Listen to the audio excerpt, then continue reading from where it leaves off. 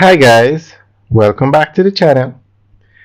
Today we are driving on the Southern Coastal Highway and we are driving past Grandspin.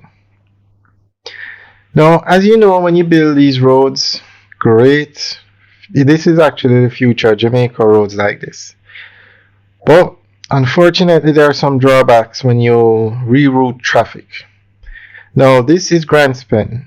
The main road used to go through Grandspin, but when the highway was built, the highway bypassed Grandspin. A new alignment was done, and the highway does not pass through Grandspin anymore. Now, an exit was built for Grandspin. An exit. We just exited off the highway. There's a stoplight out there to control the traffic. And look at Grandspin. This area is totally destroyed. This is actually the main road, the old main road that you used to drive on before the highway was built. You can see the power lines, and unfortunately, I guess the main thing is there's no reason for people to come off the highway anymore. So Grandspin is destroyed. Now the good thing for Grandspin is they have an exit. Places like Porus on the south coast, there is no exit off the highway for Porus. Clarendon Park, there is no exit. But in this case, Grandspin has an exit, and so if they were to develop the area and build infrastructure here to give people a reason to come off the highway and come here, then they will see some traffic again.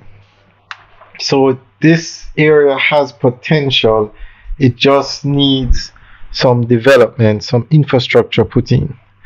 So guys, I'm asking you, what do you think they could build in this area so that it could attract people?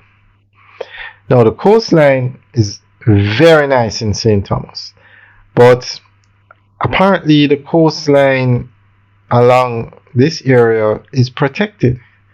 Some of the lands beside Grandspin is protected, so it's not like you could build a hotel or do anything to really interfere with the land. But other things could be done, so I'm asking you guys, what do you think could be done? What businesses could be put into Grandspin to bring some activity back to the area? Basically, what would you exit the highway for to come over here in Grandspin?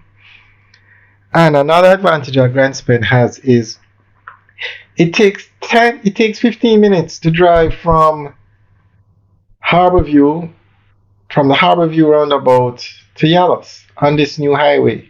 So you can get to Grandspin from Harborview, basically from Kingston, in probably 8-10 minutes. So the potential is definitely there for this area.